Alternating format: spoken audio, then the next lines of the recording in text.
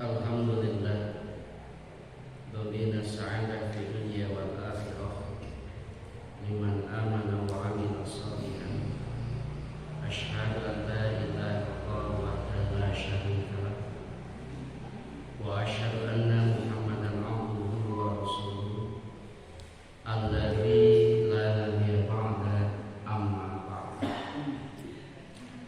Hadirin ikhwatul iman jamaah itikaf Masjid Al-Muhajirin yang saya banggakan dan saya hormati.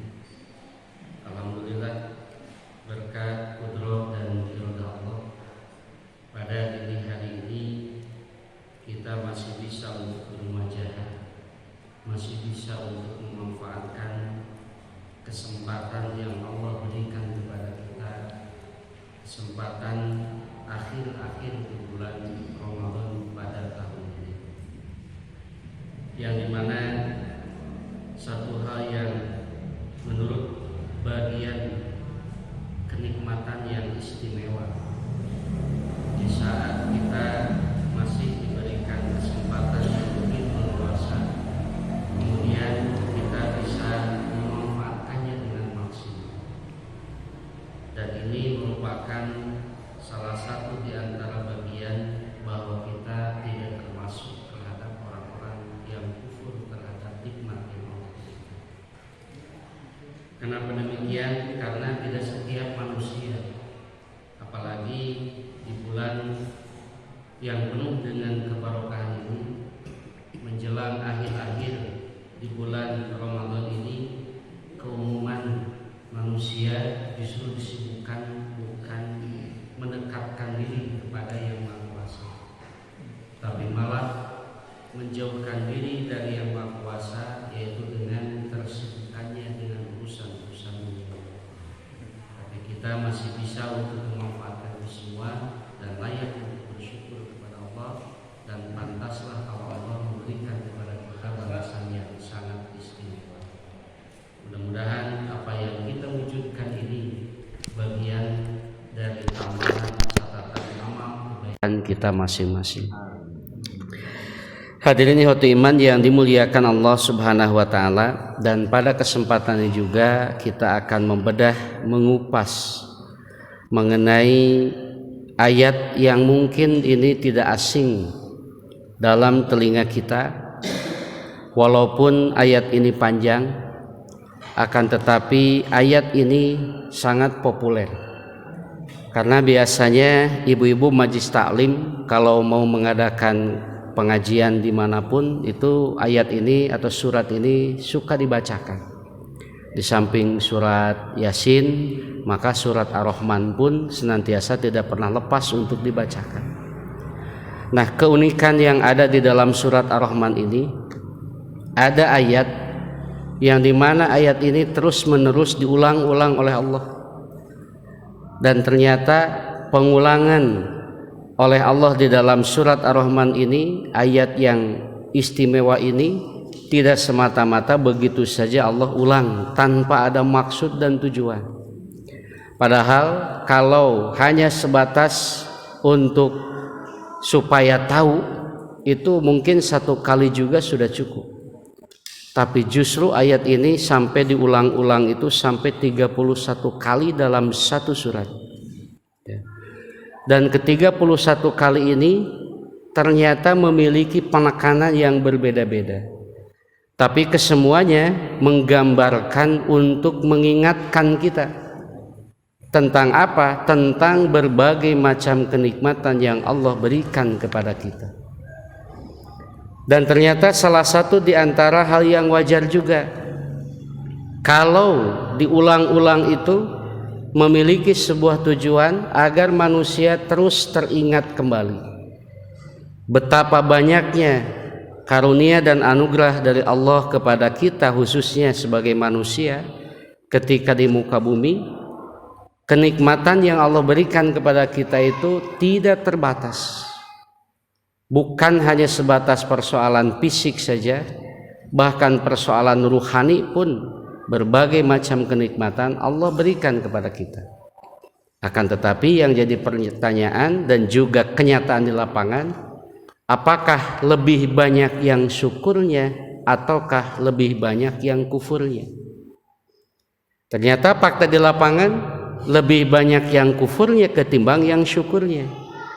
Dan hal ini wajar karena Allah sendiri yang mengungkapkan di dalam firman-Nya, wa qalilum min ibadiya syakur. Dan sedikit sekali di kalangan manusia, di kalangan hamba Allah itu yang bersyukur kepada Allah. Makanya wajar dalam kesempatan tertentu Umar bin Khattab berdoa kepada Allah itu bukan dengan ungkapan ij'alni minal katsir, perbanyaklah atau jadikanlah, masukkanlah saya ke dalam kelompok yang banyak. Tapi malah Umar bin Khattab berdoa kepada Allah itu dengan ungkapan ij'alni minal qalil, masukkanlah, jadikanlah aku ini termasuk ke dalam kelompok yang sedikit. Secara dohir mungkin ini di luar dari kebiasaan keumuman manusia, karena keumuman manusia mah ingin banyak, ingin sedikit, dah gitu.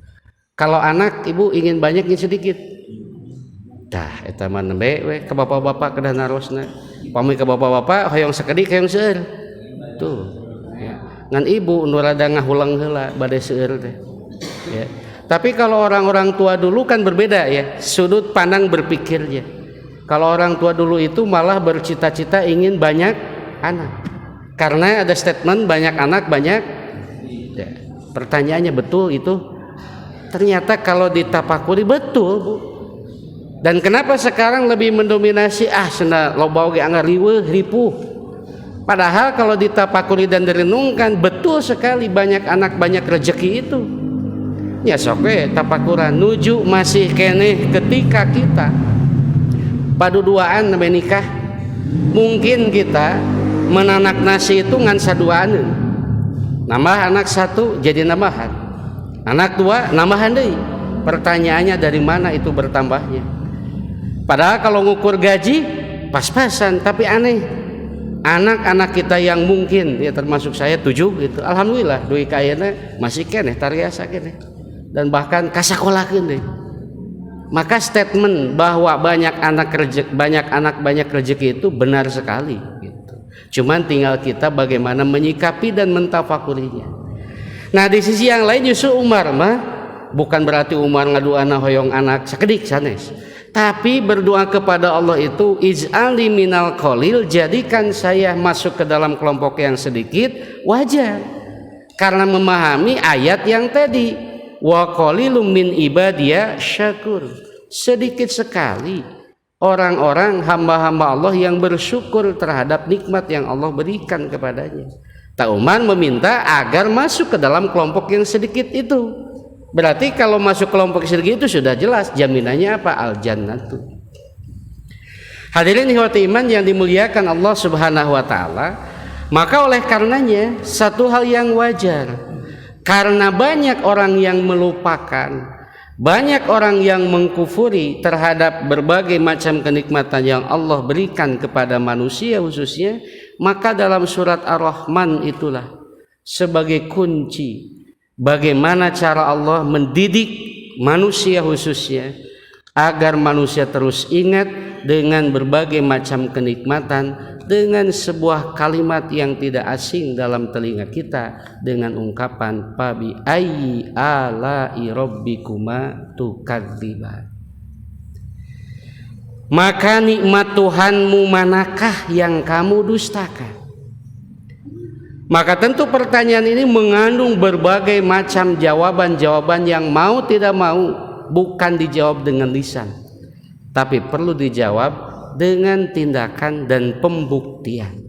Apakah nanti kita masuk kategori tukadziban ataukah masuk kategori tusaddiqan, membenarkan apa yang Allah telah berikan kepada kita. Nah, setelah dihitung-hitung baik dalam berbagai macam kitab tafsir dibuka juga semua rata-rata dan menyimpulkan fabi ayyi ala'i rabbikuma tukadziban itu 31 kali diulang-ulang.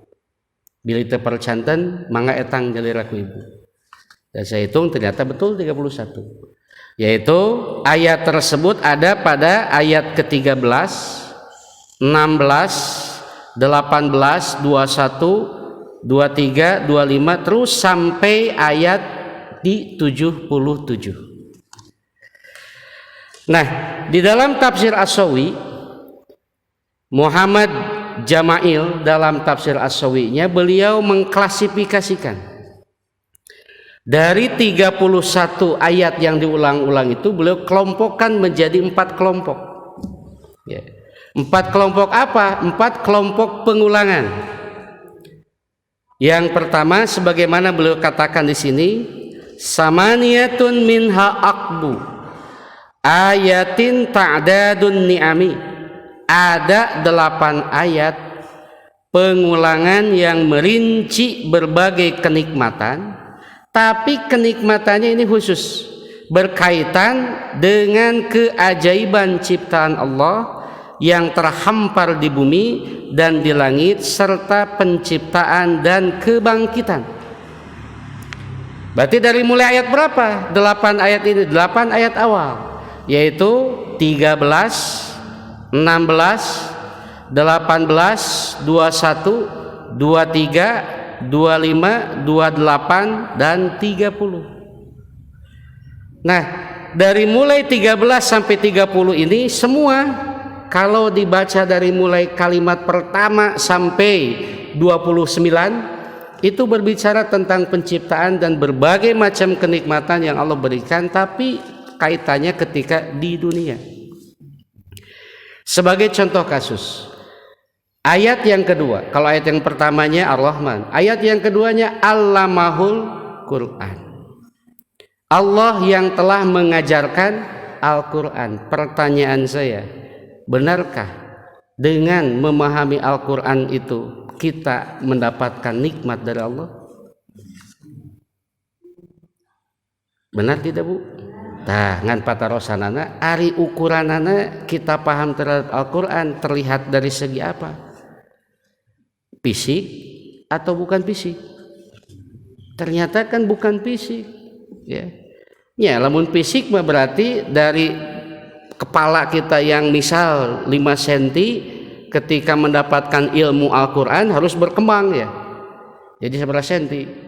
Jadi ngagengan kan gitu, katingali eta bentuk bertambahnya nikmat itu. Tapi kan ini tidak, tetap 5 cm. Tapi terasa nikmatnya dari segi apa? Ternyata terasa nikmatnya ketika kita paham terhadap Al-Quran, berbagai macam kebaikan yang akan kita rasakan. Tapi keumuman manusia terhadap kenikmatan yang tidak terlihat justru banyak yang mengingkari. Kenapa? Karena persepsinya yang disebut nikmat itu bukan yang berkurang, tapi persepsinya yang disebut dengan nikmat itu ialah yang bertambah. Leres teh? Sok we geura. Kalau harta ingin bertambah, ingin berkurang? Tuh, ya. Jabatan ingin naik, ingin turun? Naik. Kalau bapak, istri ingin bertambah, ingin berkurang? Tuh, ibu mah ingin berkurang, ya Bu, tetapi hiji. Ya. Hampir rata-rata bahwa berbicara tentang kenikmatan yang terlihat itu banyak yang tidak diingkari. Tapi sudut pandangnya hanya sebatas yang bertambah saja, yang naik saja, baru akan terasa. Tapi yang berkurang mah tidak. Maka begitu pun tentang persoalan pemahaman terhadap Al-Quran itu sendiri, yang kadang-kadang tidak disadari. Ilmu ingin bertambah, ingin berkurang, bertambah, tapi suatu saat mah ingin berkurang. Kan aneh. Nah, nanti dijawabnya dalam ungkapan pemecahan atau bagian yang kedua. Nah, dari mulai 8 ayat diulang-ulang ini 13 sampai 30 semua berbicara tentang kenikmatan yang Allah berikan. Tapi kaitannya sekali lagi berhubungan dengan kenikmatan yang Allah berikan ketika di dunia. Bertambahnya ilmu. Nah, ini pun jadi dalil. Ibu bisa mengerti dan bisa memahami itu karena ustadz, karena ulama, atau karena siapa? Ya. Kalau berdasarkan surat ini, Ternyata bukan karena siapa-siapa. Estuning, muncik suna estuning, bahasa Indonesia estuning apa ya? Estuning, bah? Naon estuning? Aduh nih saya di Indonesia kan. Betul-betul lah ya. Betul-betul murni Allah yang mengajarkan. Maka jangan pernah punya anggapan bahwasanya saya bisa itu karena usaha, bukan. Hakikatnya Allah wa 'allamahul Qur'an. Allah yang memberitahu, Allah yang memberikan ilmu, Allah yang mengajarkan kepada kita. Atau kalau begitu apa fungsinya asatid? Hanya sebatas menyampaikan, bukan memberikan pemahaman. Maka dengan ungkapan ini pun jadi sebuah dalil. Hari ibu dengan bapak belajar itu karena ingin pintar. Ngeroselah diajar hoyong pintar. Upami ibu jeung bapak diajar hoyong pintar, siap-siap kecewa dan siap-siap stres. Iya, buktinya banyak di lapangan orang yang belajar anggar we cenah. Abdi diajar semang tahun-tahun teu pinter-pinter, kieu we jeung kieu. Tah berarti kalau begitu siapa yang memberi kepintaran? Allah. Berarti kalau begitu pintar dan bodoh itu siapa yang menentukan? Allah, bukan kita. Atau kalau begitu apa fungsinya belajar? Belajar itu bukan untuk pintar, tapi belajar itu hanya sebatas tunai kewajiban.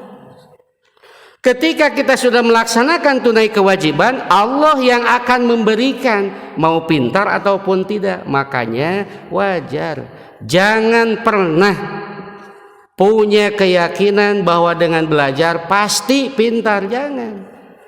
Tapi dengan belajar minimal apal. Pintar jeung teu pintar nama kan anu pintar cantan tu apal.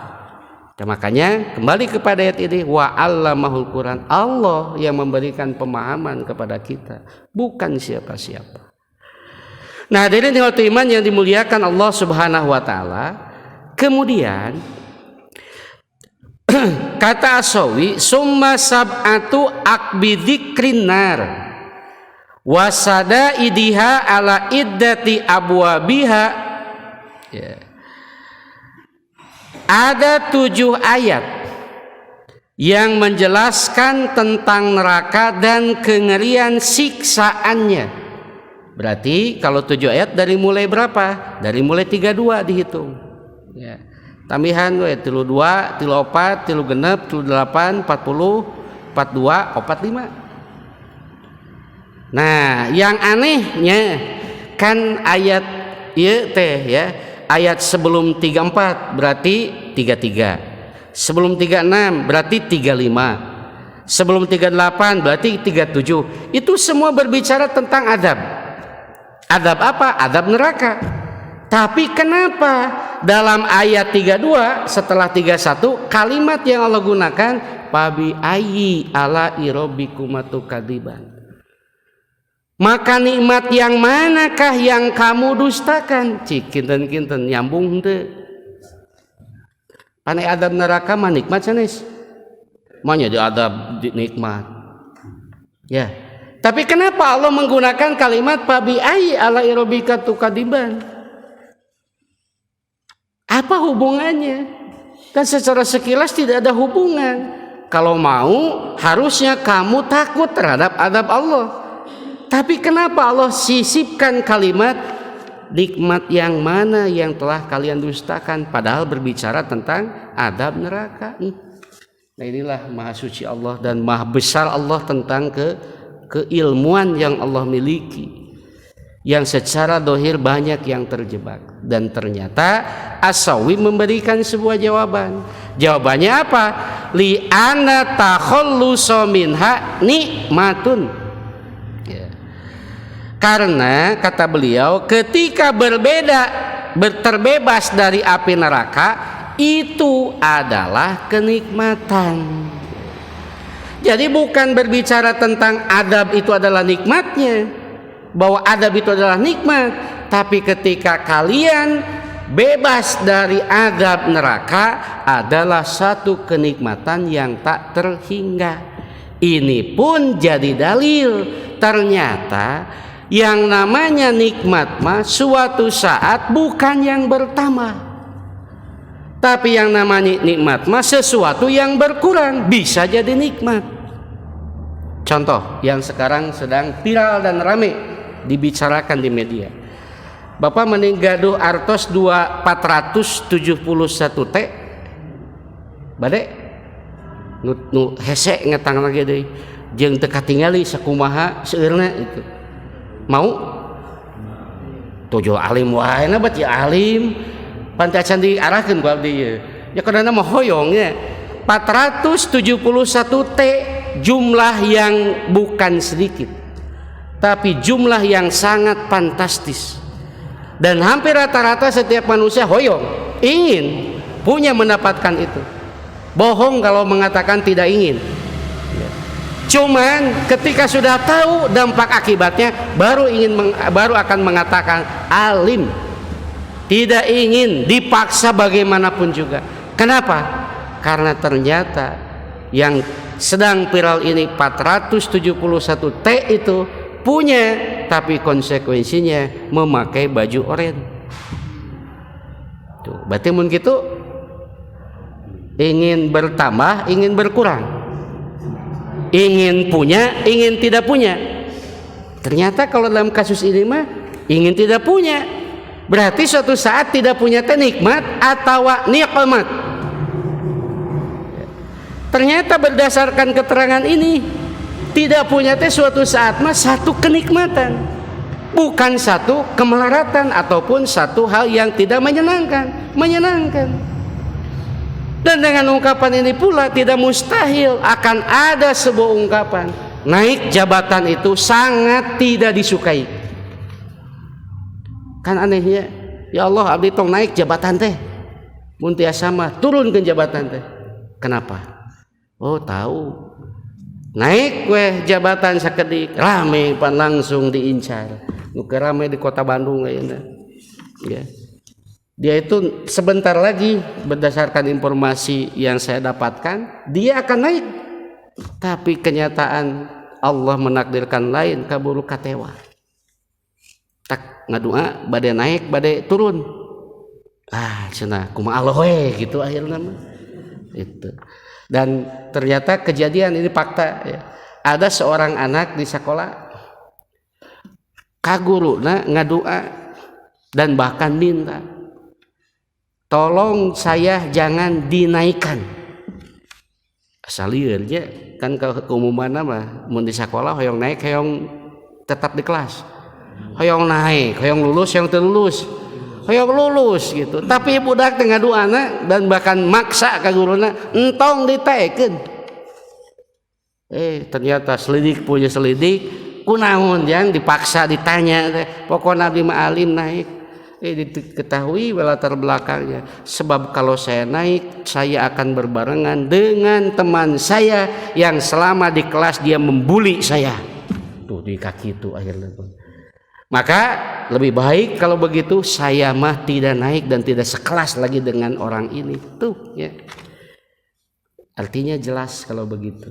Terbebas dari berbagai macam kesulitan adalah satu kenikmatan yang kadang-kadang orang tidak mensyukurinya karena melihat secara dohir saja. Salah satunya ketika dipecat, kadang-kadang kan orang maju langsung berbelasungkawa, karunya cenah si bapak anu dipecat. Padahal si bapak anu mah ngaduana yang dipecat. Kan beda sudut pandang. Oh ternyata dengan ungkapan ini bahwa sesuatu yang disebut nikmat itu bukan yang bertambah, bukan yang bentuknya naik, tapi suatu saat mah yang berkurang, yang tidak naik pun bagian dari kenikmatan. Maka ini nanti tergantung sudut pandang dan tergantung keadaan. Ada yang meminta bertambah, ada yang meminta kurang. Nah, hadirin khotiman yang dimuliakan Allah Subhanahu wa taala, dalam kasus tertentu pun yang salah satunya dalam persoalan pernikahan. Ketika tidak jadi ditalak, kenikmatan. Aneh kan? Dan bahkan syariat mengajarkan kalau ada kejadian seorang istri tidak jadi ditalak, maka dianjurkan untuk melakukan walimah. Ai walimah teh mun aya mengundang orang-orang untuk makan-makan bersama, pesta. Cenah asa aneh teu jadi ditalak yo pesta bunga. Kan keumuman mah mun jadi ditalak teh bunga karena terbebas dari cengkraman. Ternyata di sisi yang lain Nabi menganjurkan kalau terjadi ditalak teh kudu mengadakan pesta, undang makan-makan. Kan keumuman kalau pesta biasanya upami jantennya. Ya kalau jadi kemudian dipinang jadi. Ini mah terjadi dipinang anjurkan untuk melakukan pesta. Dalam rangka apa? Tasyakur. Tasyakur binikmat. Kenikmatan apa yang dia rasakan? Ternyata di antara kenikmatan yang dirasakan dengan bertahannya dalam rumah tangga tersebut berarti sama saja menambah pundi-pundi kebaikan dengan kesabarannya. Sebagai contoh konkret, Aisyah harusnya istri Fir'aun.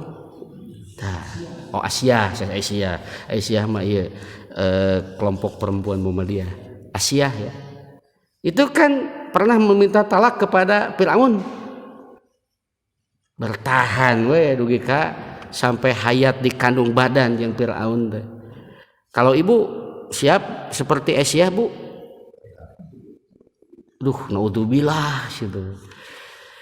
Ternyata sudut pandangnya berbeda. Kenapa? Karena Aisyah itu dengan bertahannya dengan suami yang zalim itu akan menambah pundi-pundi kebaikan. Apa pundi kebaikannya? Ku sabarna.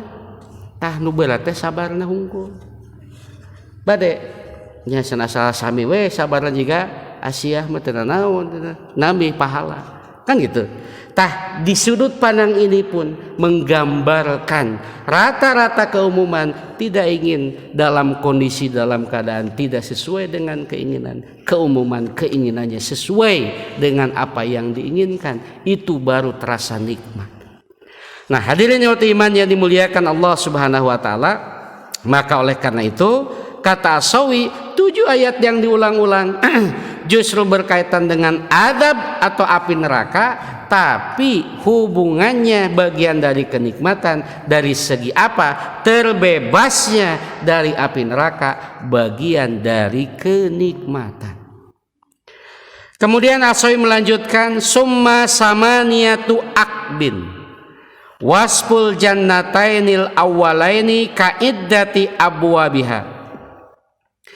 Adapun 8 ayat selanjutnya yang menjelaskan sifat penghuni 2 surga dan aneka kenikmatannya, dan dengan 8 pengulangan ayat ini sebagaimana jumlah pintu surga. Tama berarti dihitung di ayat seberapa berarti bu? Pan tadi tos 32 34 genep seberapa 47 ya? 47 kan itu tambahan 8. Nah, berarti itu 8 ayat yang berbicara tentang apa? Surga. Satu kenikmatan. Ini semua hampir rata-rata manusia akan menyimpulkan masuk surga kenikmatan. Nganu tadi mah masih kene ngahulang masuk apa berbicara neraka tapi kenikmatan. Ternyata ada sesuatu yang dibuang di sana. Ya. Nah, yang 8 ayat ini berbicara tentang surga, tapi surga kelas high class. Ya. Kelas yang paling tinggi, ya. Bukan kelas ekonomi. Timbul patarosan ari ibu jeung bapak hoyong kelas surga, nah surga mana? Gitu. Hoyong surga Firdaus high class ngan patarosanana sami modalna jeung nu kahoyong kitu hungkul we. Kan kadang-kadang kita mah inginnya surga yang paling tinggi tapi modal kelas ekonomi. Tapi ada yang ngupahan diri awios kelas ekonomi oge lebat ka surga nya tenan naon. Seperti halnya gitu ya dalam kereta api pan di surga mah aya pramugarinya bu, pramugari aya apa bidadari. Berarti lamun pamugat bidadara mun di kendaraan aya pramugari nya kae nging pramugari ngan pramugarina kelas ekonomi saimbang. Moal aya kajantenan naik kelas ekonomi pramugarina kelas eksekutif moal turun derajat itu mah. Jadi seimbang. Ketika naik kelas ekonominya di pasien pramugarina ge pelayanan ekonomi. artinya seimbang. Makanya kalau ingin masuk kategori high class ya di dalam surga tersebut, konsekuensinya siapkan modal kita agar bisa mencapai surga yang paling tinggi. Nah, lalu Asawi mengatakan wasamanu summa samaniyatu akbin waspul janatainil lataini huma dunal janatainil ulayaini. Adapun 8 ayat selanjutnya menjelaskan sifat 2 surga yang tidak sama dengan uraian surga sebelumnya. Artinya surganya surga menengah ke bawah. Lamun tadi 8 tadi menengah ke atas, mu ieu mah menengah ke bawah. Kenikmatan mun dibandingkeun jeung neraka mah mending keneh ka surga. Ngan meureun suatu saat akan teralami orang masuk surga menyesal. Bukan menyesal masuk surganya, terbebas dari nerakanya, tapi menyesal ningali geuningan Pak Asep mah surgana high class, ari abdi ekonomi kan mustahil. Apa kitu mah nya di dunia teh jika Pak Asep berenang di bumi teh. Tuh kan gitu. Tah tinggal penyesalan, cuman penyesalan yang tidak akan bisa dirubah lagi. Nah, maka dari itu manfaatkan sisa waktu yang ada yang Allah berikan kepada kita untuk meningkatkan kualitas amal kita agar betul-betul mencapai surga yang paling tinggi. Mudah-mudahan itu yang kita dapatkan, bukan surga yang biasa-biasa saja. Nah, hadirin ikhwatu iman yang dimuliakan Allah Subhanahu wa taala. Kemudian, baru masuk apa maksud dan tujuan atau hikmah pengulangan ayat ini. Dalam tafsir Al-Qurtubi, Imam Al-Qurtubi memberikan sebuah penjelasan hikmah pengulangan ayat ini. Beliau mengatakan patakriru bi hadhil ayati li ta'kidi wal mubalaghati bi takriri. Satu, bentuk pengulangan dalam ayat ini adalah sebagai penguat. Penguat apa? Karena dengan diulang-ulang maka akan menjadi kuat ingatan kita terhadap nikmat yang Allah berikan kepada kita dan kita tidak melupakannya. Karena terus diulang-ulang. Jika kita lupa terhadap sesuatu tapi karena terus diulang-ulang akan jadi apa? Kuat. Seperti halnya ini salah satu trik dan juga jurus, Pak. Ya. Pami hoyong teras apal ayat Al-Qur'an kudu kumaha? Diulang-ulang. Jadi kuatnya. Contoh konkret di lapangan dan kita rasakan. Surat Surat Al-Fatihah mah bari ngalamun oge tamat. Itunya. Tapi naik we sakedik surat Al-Baqarah bujeng-bujeng ngalamun. Ningali di soca di non dibolek-bolekakeun gitu. Eta mah lep deui. Namanya lebat keluar deui. Namanya lebat keluar deui kan gitu. Tapi Al-Fatihah anehnya. Karena terus diulang-ulang ya akhirnya jadi kuat. Berarti solusinya kalau ingin hafal Al-Qur'an dan terus kuat kumaha tong bosen. Ulang-ulang. Di mana? Ya jangan dibaca saja, praktekkan dalam keseharian. Kumaha praktekeunana? Pakai dalam sholat. Pan sholat wajib terbatas, ya pan aya sholat sunat. Dengan terus menerus kita ulangi dalam sholat sunat, kan sholat sunat itu lebih banyak ketimbang sholat wajib. Itu akan terus menerus. Di samping murojaah.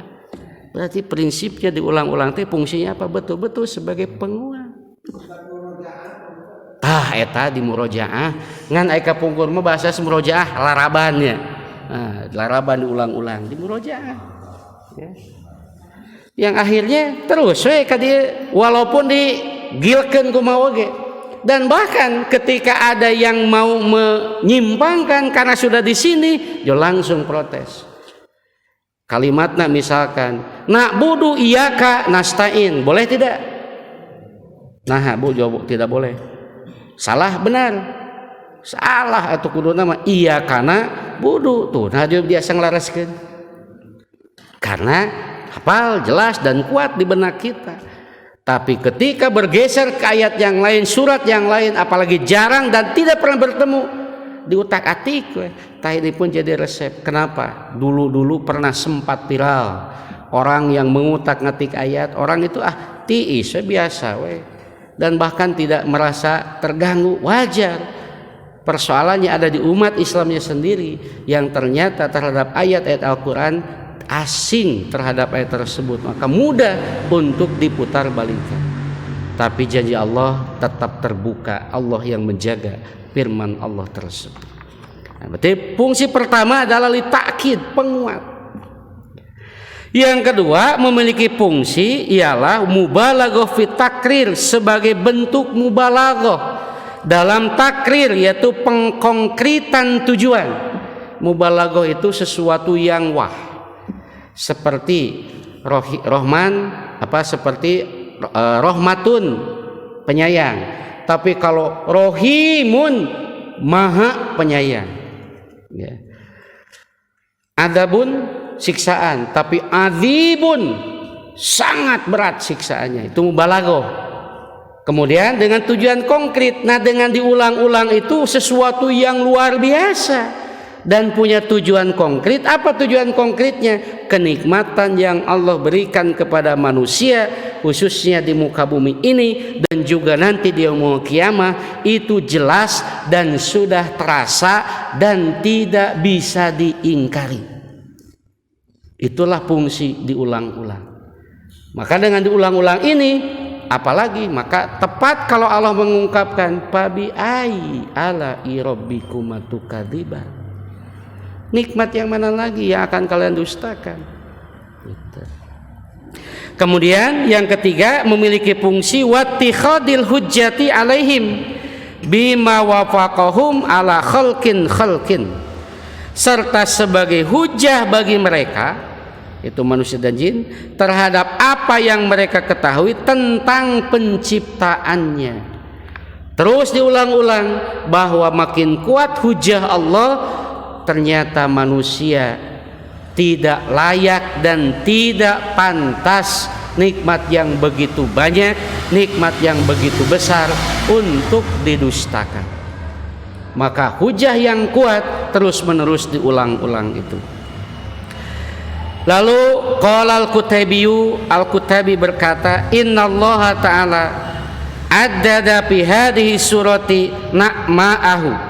Sesungguhnya Allah Ta'ala telah merinci kenikmatan-kenikmatannya dalam surat ini.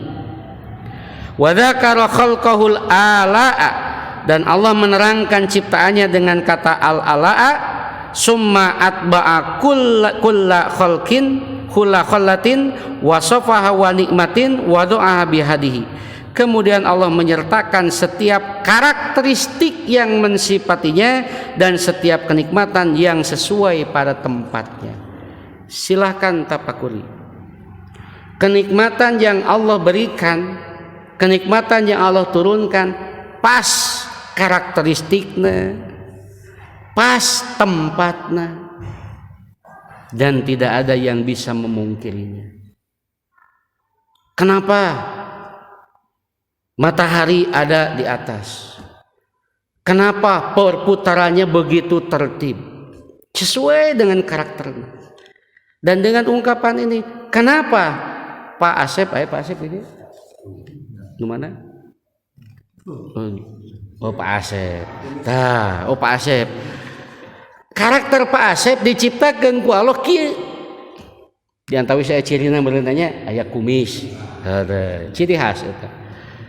Karakteristiknya. Cobi Pak Kumis, Pak Asep alihkeun ka Papitoyo. Kira-kira bakal robih moal gitu. Moal. Tetep da ieu mah ciri khas Pak Asep karakternya juga kieu, moal robah jeung moal salah. Dan uniknya kalau kita renungkan lagi, kita tafakuri kenikmatan berbicara tentang bab pasangan. Kenapa Pak Budi dengan Bu Budi pasangan teh gitu? Nah, teu jeung Bu Asep gitu. Atuh benten teu jeung Bu Asep jadi pelakor gitu.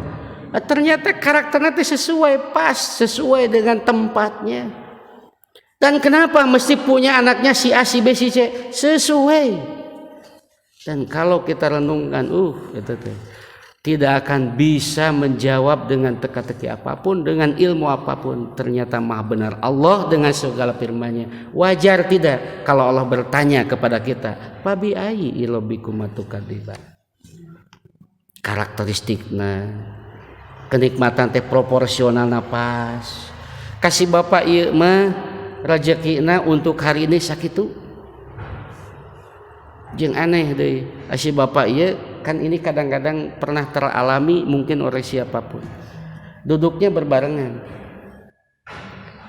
Kemudian posisinya itu dia ini sama satu nasib sebagai guru. Tapi orang tua kadang-kadang aya we kasih Bapak ieu we masih teh. Cek anu kitu nya, ieu guru ieu biasana. Si Bapak ieu we gigireunna mah dilewat we. Padahal sama-sama guru. Kan secara sekilas mah matakpi sirikeun teh nya. Cenah kabdi teu ngahargaan kasih itu we teras. Tapi di sisi yang lain ternyata untuk si Bapak ini mah bukan dari jalur itu. Dan jumlahnya itu tidak mustahil lebih dari yang ini. Tah inilah yang kadang-kadang membuat manusia hilang qanaahnya. Tidak syukur terhadap nikmat yang Allah berikan. Yang akhirnya timbul bawa-bawa cenah si Bapak teh. Akhirnya mulai persaingan silih siku tentuna mah. Itu hasud berkembang, setan mulai punya tenaga menggelincirkan, menjatuhkan kita. Padahal kalau kita renungkan, Allah sudah menyesuaikan matak si kasih teh, si dibere teh. Allah sudah menyesuaikan, tapi ini banyak yang dilupakan. Nah kemudian beliau pun mempertegas lagi dan menjelaskan lagi, wa ja'alaha fasilatan baina kulli nikmataini liyunabbihahum ala ni'ami wa yuqarriruhum biha.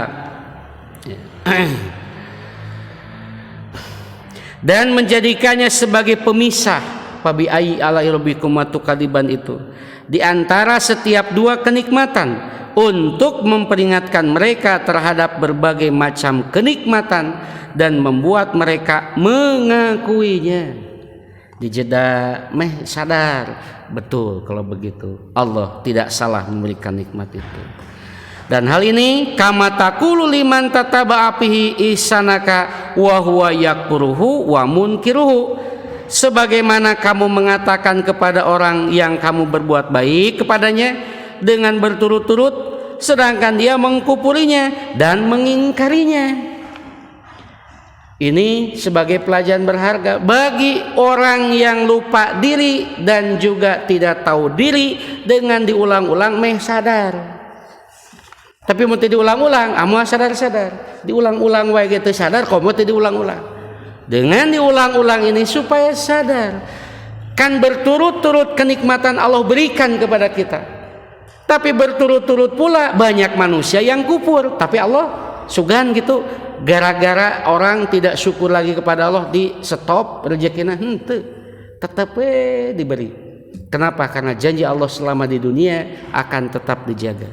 Seperti halnya orang kafir, orang mukmin selama di dunia rezekina mah terus lancar.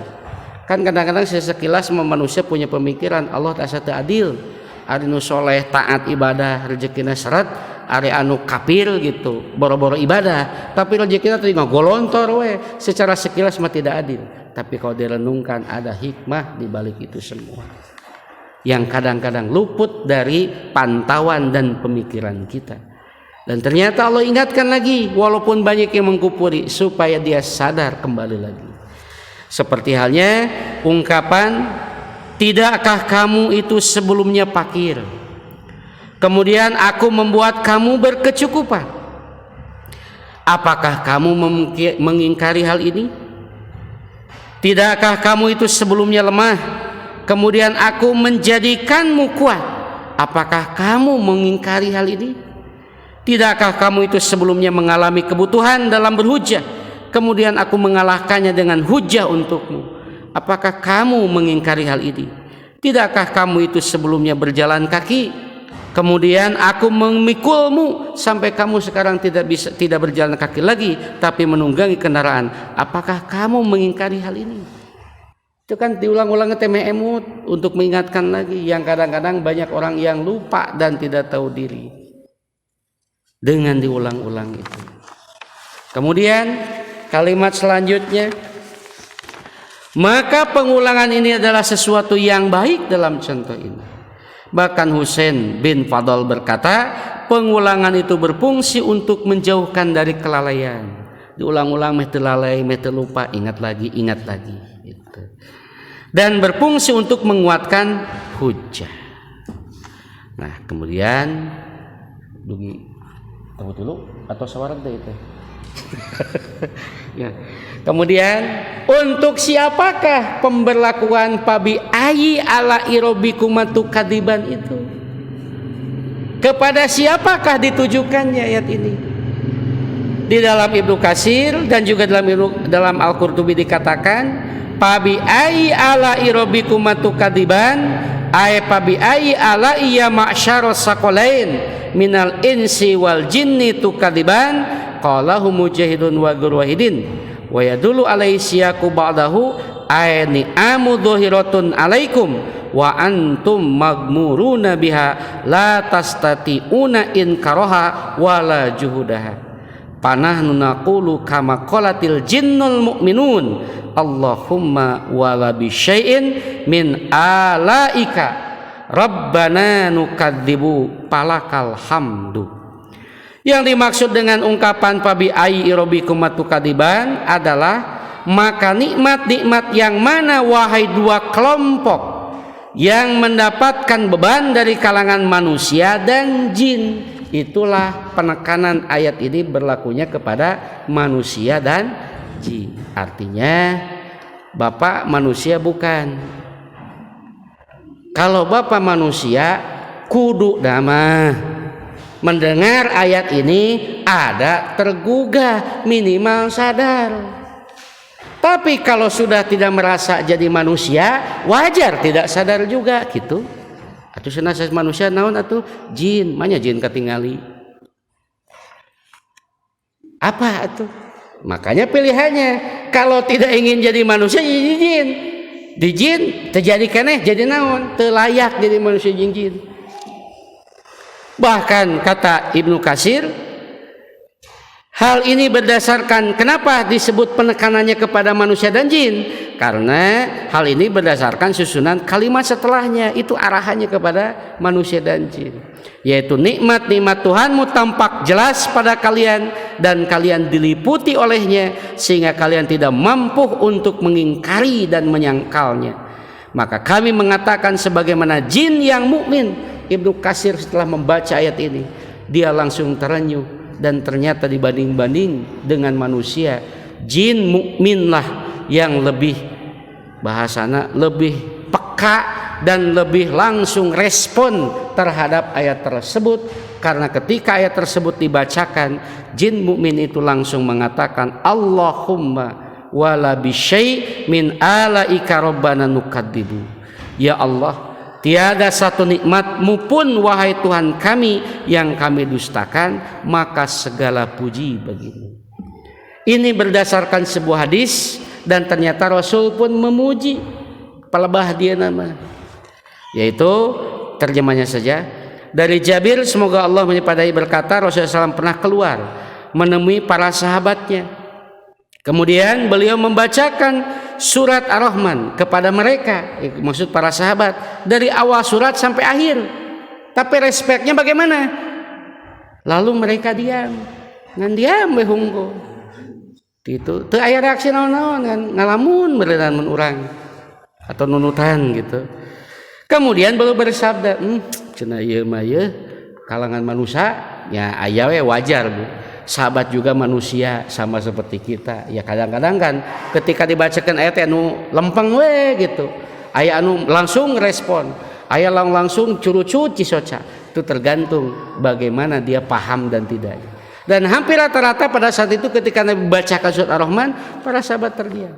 Akhirnya Nabi memberi peringatan dan teguran kepada para sahabat dengan ungkapan, sungguh aku pernah membacakannya kepada jin pada malam ketika jin menghampiriku.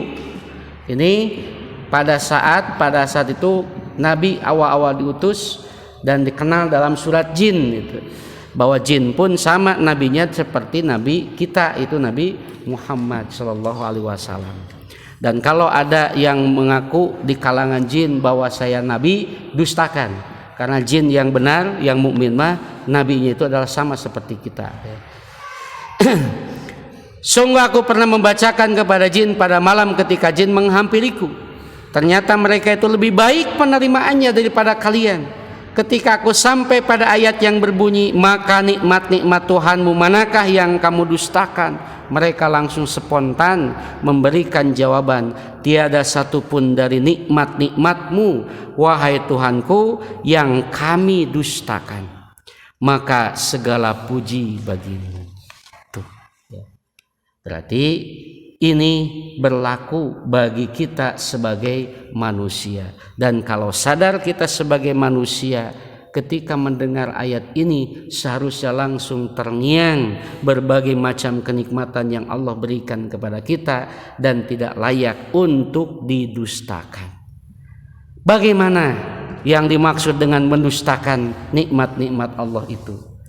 Maka dalam kalimat terakhir, yaitu yang diungkap oleh Imam Al-Marughi, yang dimaksud dengan mendustakan kenikmatan-kenikmatan itu adalah kufurnya mereka kepada Tuhannya.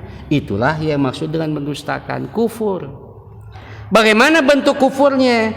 Yaitu mempersekutukan Tuhan mereka dalam beribadah, menjadi dalil terhadap kekufuran mereka.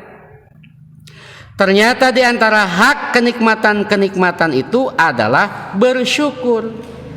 Sedangkan syukur hanya bisa dilakukan dengan menyembah yang mengurusnya.